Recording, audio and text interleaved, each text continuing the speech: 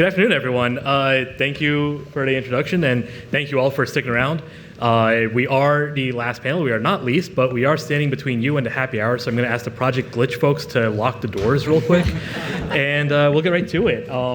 Thrilled to be joined by Catherine, Allison, Michelle, and Miller. We're talking about privacy policy and the future of all this, so nothing too big. I do want to start. We're going to just get into the depths of this.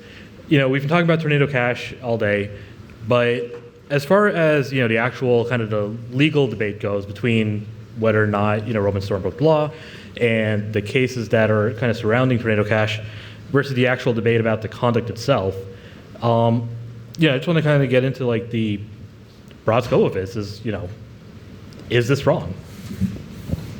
Got it. I'm happy to start. Thanks for the question, Nick. I think that the Tornado Cash debate is the encapsulation of two broader issues. Number one, I think, is this broader societal debate around the value of privacy as people conceive that term. And I think there's different conceptions of it. I think of privacy as the ability to do things only known to me. And I think folks in government and trying to pursue competing interests that are just as valid as my interest in individual privacy. Think of privacy as being the ability to do things that are known to yourself and to the government and no one else. And I think that is a different perspective of the concept. I am inherently suspicious of state power in a way that many, I don't think, are, given my background, and so I think of privacy as being much more absolute than that. So I think that is like a massive societal debate we're having. Obviously, none of us have privacy in the digital world today in any material way, but maybe our children can. Then the second issue, which is more unique to crypto, is what Carol was just talking about, the ability to transfer assets at the speed of light over the internet without anyone's ability to see it, which is certainly a concerning ability from law enforcement and national security perspective. On the other hand, I think it's an important right for people to be able to do that without anyone looking, be it the government or not. And we have to balance those interests. I think that the thing that is most concerning to me about the Tornado Cash action is how that debate is playing out.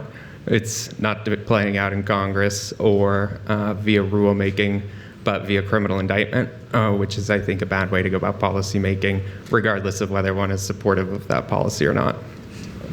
I think to add to that, one of the things that I'm hyper aware of as an advocate for my company, but also for the industry, is that there is and will likely remain a negative connotation when you talk about privacy, particularly in the context of crypto. So we all need to acknowledge that and factor that into our overall advocacy when it comes to policy, legislators, and regulators. And the argument that a lot of people levy, like people need financial privacy, is not always persuasive, sadly. That's something we need to acknowledge, especially when there are certain people making the arguments that people need mixers because they want to buy pornography without anyone knowing about it. I mean, that's actually a perfectly legal use, but it's not going to be persuasive, especially when you're balancing criminal activity as part of the equation. And I've had this conversation, and I would say I've had this heated debate with many a crypto GC where I personally don't think it's sustainable for the industry as a whole when you have a protocol and there is known flow of dirty money through that protocol that is compromising national security. And the answer is, well, too bad. Because the reality of the situation in crypto is a true protocol that is entirely decentralized, immutable, with no centralized control, no human being with the ability to modify or maintain or even discuss on an intellectual level compliance best practices or compliance bare minimums. That's actually the minority in the crypto ecosystem. If anything, you have much more of a reality of a situation where you have most protocols that are moving towards decentralization or are partially decentralized, or maybe there's mechanisms where you can discuss the utilization of tech-based solutions such as ZK proofs that will improve the compliance infrastructure. Now, whether those those tech-based solutions, albeit much superior to Bank Secrecy Act minimums, are going to be acceptable to regulators or policymakers, that's a larger conversation and entirely problematic and frustrating. But that exists. So we need to be having those conversations as part of the overall policy as we discuss these major issues. The solution can't be, well, too bad, it's immutable. I think just the last point to add is to stress what Peter talked about this morning, for those of you that were here when he talked about this criminal charging of a regulatory offense. And obviously there is a criminal statute on the book for operating an unlicensed money transmission business, but we need to have certainty between what the regulators are saying and what the prosecutors are charging, because businesses need to have certainty whether they have obligations to do X or Y and whether they can be held criminally responsible for it. And there's a difference between getting that wrong, interpreting the guidance wrong for your business model, and having a conversation with regulators where they may be convinced, or if they aren't, that you may get, a really painful fine and actually taking away somebody's liberty and charging them criminally, where you're taking a position that's very different than what the regulator who issued the actual guidance and definitions that define money transmission. So I think that's something important to think about, and why I think we're going to see a lot of important action in court. The one thing that I think is important to add is Congress is rarely ahead of the curve, certainly when it comes to privacy enhancing technologies. But I do think, one priority that we've had on the House Financial Services Committee this past year is to have that dialogue, whether it has been the central part of the discussion or several members, Congressman Emmer, Congressman Davidson, and several other members that have really focused on these issues for a long time. I think we've expanded that where other members are also talking about potentially wanting to have a discussion about the benefits of mixers in some world, and also how certain technologies, of course with the trade-off, can maybe help policymakers, their shoulders come down a little bit, but it will take time. But at a small scale, I know baby steps. I think we have made some progress in expanding the number of members that care about this issue. So keeping on with the kind of Congress theme, obviously we won't know really the makeup of Congress for a few more weeks, but just what steps are happening now, or what needs to happen to kind of continue that conversation in a productive way as the next Congress first transitions into and then takes over in January? Maybe I'll start this one, and then the other folks can chime in on what we should be doing. Certainly with the election coming up, there is a lot in the air on what the House's agenda will be on the committee. With that being said, to continue sort of with the agenda that Chair McHenry set, he is retiring, so that is also up in the air. But I think there are a lot of members that are interested in these issues. I think we've held more than half a dozen hearings this Congress on digital assets, approaching not just the big issues, but some of these smaller issues. I do think the event and all of you here today, it takes dozens of roundtables for staff and members to really feel comfortable with having a hearing.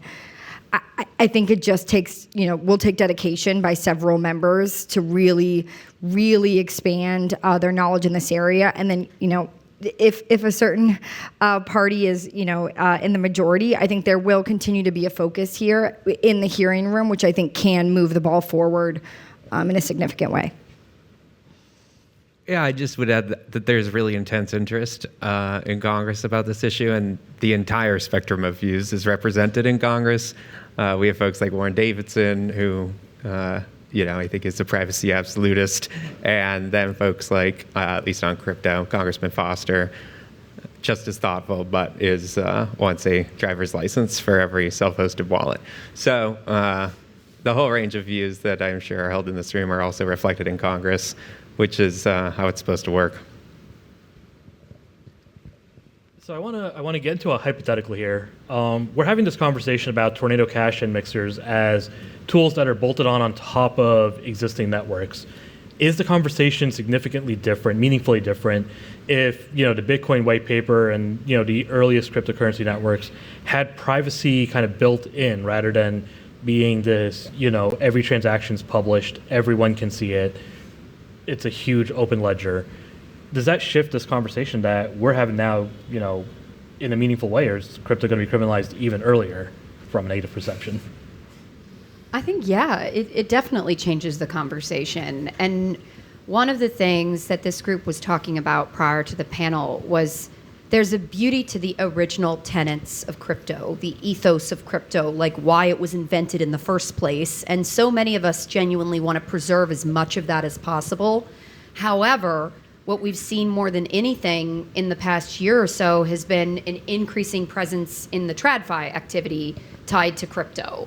And that's a good and bad thing. I mean, obviously people feel very sensitive about that engagement, but I mean, look at the performance of the ETFs. I think out of the 500 something ETFs released in 2024, it's something like, I want to say 8 out of the top 14 are crypto ETFs. That's a shocking statistic when you look at the history of this. So there's such a massive appetite from mainstream TradFi and crypto engagement. Well, what does that mean? If that continues, and if crypto is going to scale, there is going to have to be, I mean, this isn't the best word, but compromises that maybe compromise some of those original purist tenets of crypto, including things like pseudo-anonymity.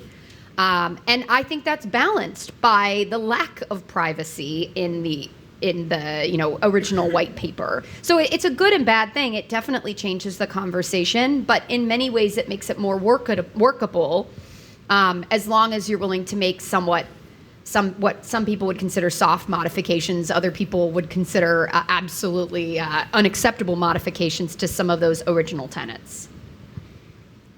My hope is that those ecosystems can live side by side in some way, and we won't have to choose, because I do think that TradFi is coming, and integration in traditional finance is coming. I don't think that needs to be exclusive, to the detriment of a totally peer-to-peer system.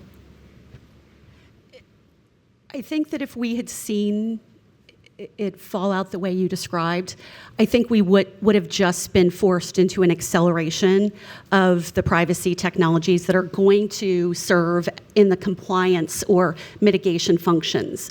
This is obviously an ethical obligation for all of us to think about how this stuff is used for bad, but that I think that we will continue to see, and hopefully we would have seen, an acceleration of this different way of addressing those concerns while preserving privacy with this technology, and not necessarily having to kind of tag behind and shove everything into a bank type of circumstance in order to address the harms.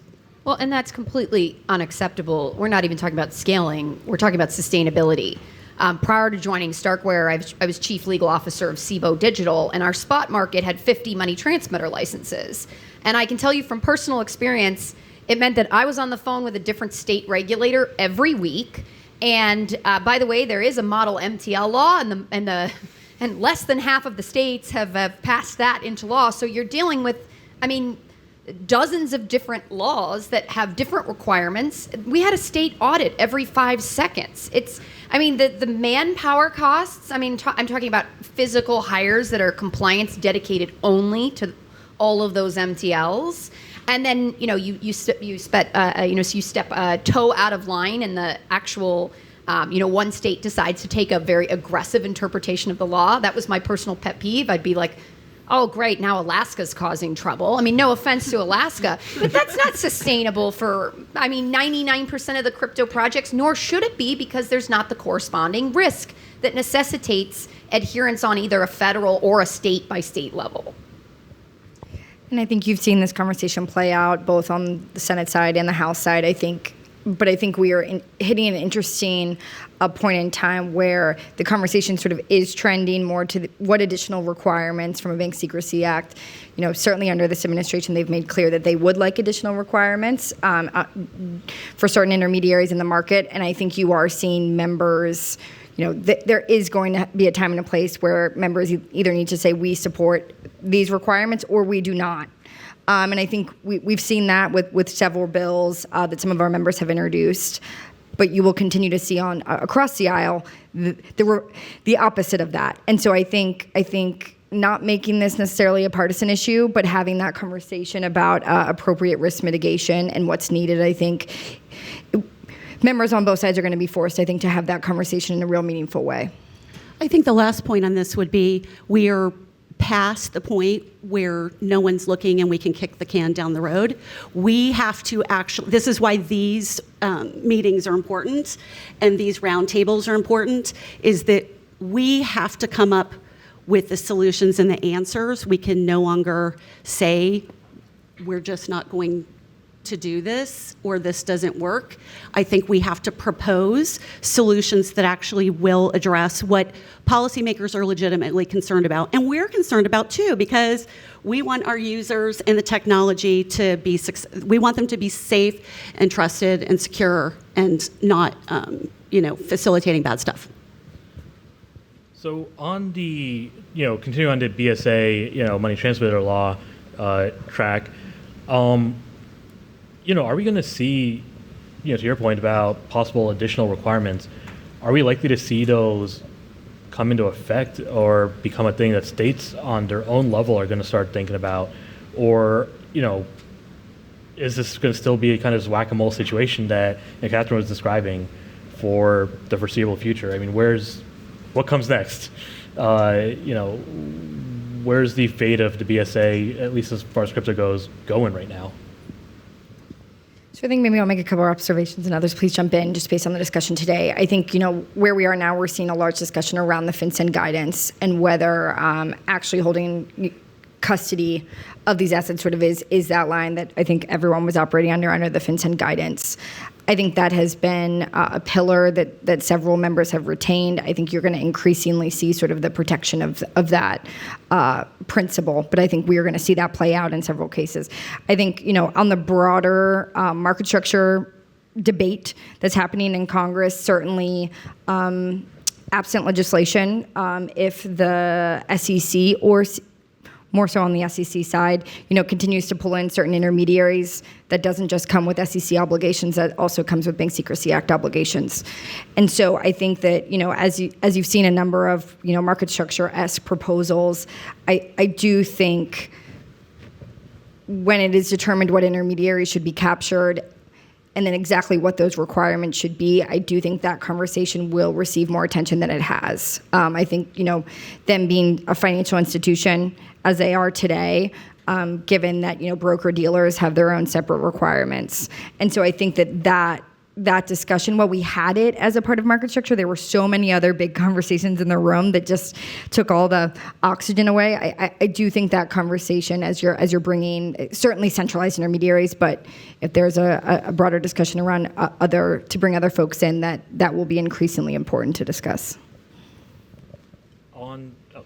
I was just going to say, I'm just happy that conversations like this are happening because there needs to be, for a while there was a tech-oriented education gap in Washington.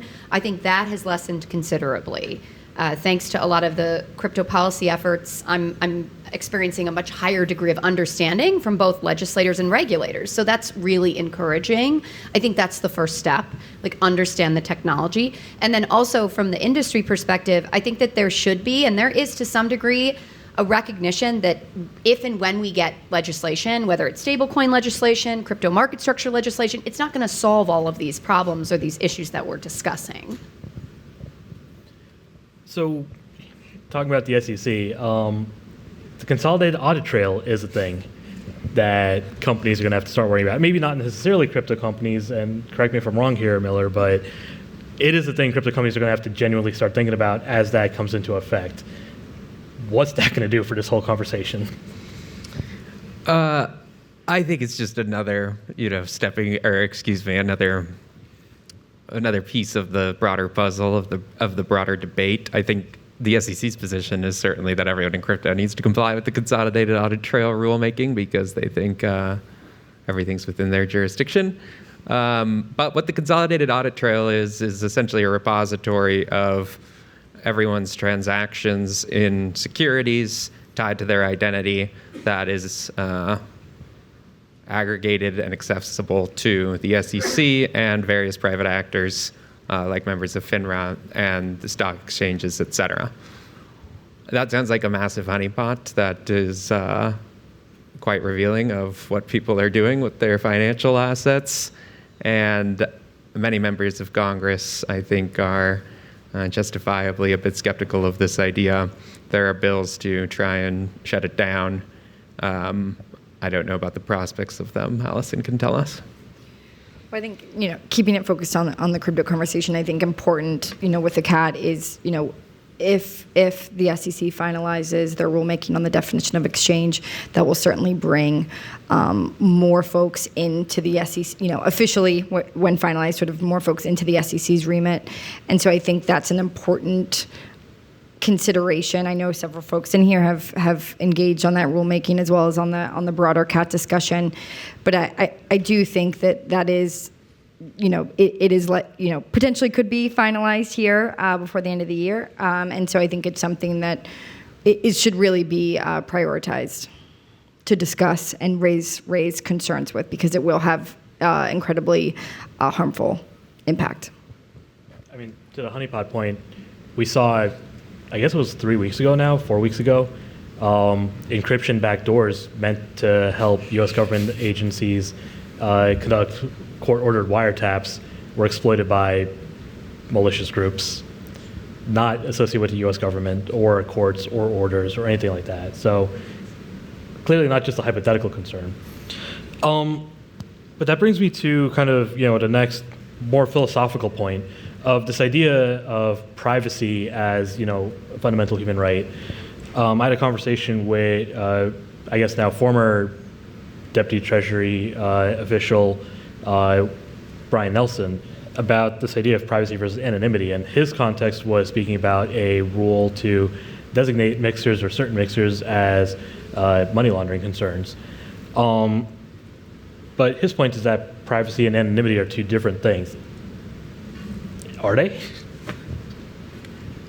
I don't think they are. I already answered this question. I think privacy means only me. And I think that because I think that certainly I am willing to do things and say things in a manner that, I am willing to and do things, say things that I would not be willing to do publicly when I know that it's only me watching.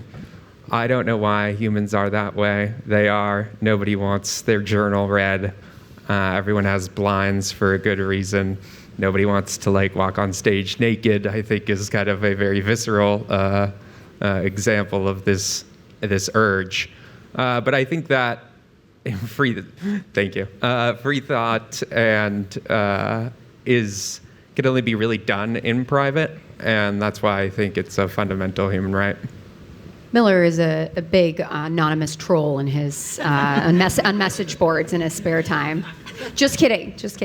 I think the only thing I'll add to this, I agree with you, is that a lot of people don't understand. Maybe the people in this room understand, but privacy, as it's embodied in the Constitution, is not about necessarily hiding financial transactions. It is, but it's broader than that. Privacy means extension of how we express our fundamental morals and values as humans. So that's, I think, how we need to frame the conversation. And that is how we run up into fundamental constitutional rights as Americans.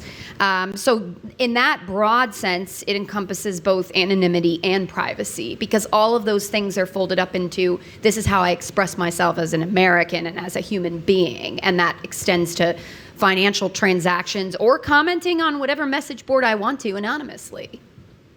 I think one of the things I find most inspiring about the American experiment is trying to create a system and a government that functions while protecting that fundamental right.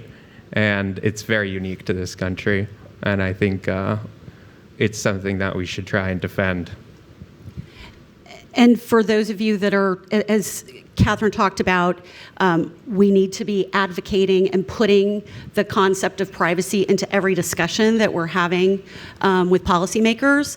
A really good source of, I think, well-articulated examples of how this kind of fits in with blockchain and why it's so important and why the scary stuff that Josh talked about earlier could happen to all of us are some of the amicus briefs in the Tornado Cash civil litigation. A lot of people in this room contributed to a lot of those, and I think there was a lot of time taken to try to raise those important interests in front of the courts in these two cases. So I encourage any of you that are looking to actually advocate for privacy in these contexts, copy the homework, or don't do, you don't have to do the homework. You can copy from people who've already been working very hard on this. And I think amplifying those arguments is really important for the industry. And the one thing that I'd add, it's a little bit off topic in this specific question, but I think it's a key in showing where Congress is. I think when you've seen the larger central bank digital currency conversation play out, you've seen members, you've seen the floor debate, you've seen all the dialogue on both sides of the Capitol talk about the importance of privacy. I think you've had a faction of members sort of say, they would be comfortable with a Fed-issued digital currency if it were privacy protected. But I think we started to sort of unpack what that would mean, but I think as was mentioned on the last panel, some of that momentum has stalled. The privacy conversation as a part of that, though, shouldn't stall, right? I think what is important as far as privacy enhancing technologies as it relates to central bank digital currency, and I know that we could all debate here whether that's even possible, but that conversation should not stall, and I think it's because that conversation is being had by members on both sides of the aisle. So we are coming up in about half an hour here. Want to invite you all to have share closing thoughts. What should people take away from this panel if, for some reason, they're just sitting there not paying attention? This is the moment. Catherine, let's start with you and just work our way down. I just want to reiterate, I think we need to reframe privacy as a basic constitutional right and an expression of our morals and values. I think we need to acknowledge as advocates, particularly the lawyers in this space, that there is a reality that we are working up against in all of our advocacy, to understand and acknowledge the challenges. I benefited from 12 years in the private sector in white-collar defense and investigations at King & Spalding before I went in-house in crypto. And the most useful part of that experience was not my representation of crypto market participants. It was actually engagement with regulators, with DOJ, OFAC, SEC, name it, in often an antagonistic situation, and how we navigated that, and an understanding and acknowledgement that not all regulators are bad. In fact, many of them are the best of us, and understanding and factoring in how they think and how they approach things, good and bad, into your advocacy. The one thing I'd say, and I know a lot of folks in here already know this, but I will say it, in that our National Security Subcommittee has been working on these issues for some time. It's not just since 2018 that they've been talking about these issues. It goes, all the way back to, I think our first hearing was 2016. However, the members that you've seen that have been the most outspoken engaged in the crypto markets perhaps may not overlap with the membership of our National Security Subcommittee. What you've seen this year is sort of with the Digital Asset Subcommittee, with the National Security Subcommittee, you've seen an increase. So those that are focused on the tech, those that are focused on the Bank Secrecy Act. I think, everyone in here talking to sort of both groups of those members, not only just focusing on the ones that may understand blockchain and crypto more, also talk to those that have been sort of, knee deep in the Bank Secrecy Act. Because I think what I hope and what we tried to accomplish is that, putting those members in a room to work through some of these hard issues is how you make progress on both sides of the aisle, both Republicans and Democrats.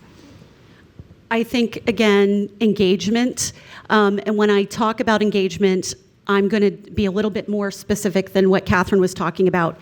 When we have opportunities with rulemakings for the notice and comment period to actually be filing, these comments to the rulemakings, and I don't think that a bajillion comments telling the agency to F off that's sent through some AI bot is helpful, but really taking time to convince them to convince them. And then, if you don't convince them and things are hard, then you have actually, if you're in this situation to bring a legal action, you actually have set yourself up, well for having standing to bring legal action. So I would encourage that type of engagement. I don't know how convincing the 100,000 were, yes, on the broker rulemaking. I think just at a bit more macro level, I think crypto, one of the most interesting things about crypto is it, I think, is a leading indicator and forces a lot of conversations that are broadly applicable. And I think this is a perfect example of that. I think the decisions we make about privacy in the digital world, our rights as they do or do not extend into the digital world, are going to be decided over the next decade, and it's going to be sticky for the next century. Where you're talking about the BSA from 1971 and the Securities Acts from the 30s. All of these things are very sticky. So I think now is the time to be engaged because it's really going to be with us for a while. Awesome. Well, thank you, Catherine, Allison, Michelle, Miller. Thank you all of you for sticking around. Thanks, Mike and Paul and the Project Glitch Coinbase Institute teams for hosting us. And thank you, USC, for hosting us. I went to Rutgers. They're playing USC tomorrow at football, so go Knights. Fight on. I went to USC, class of 06. Woo!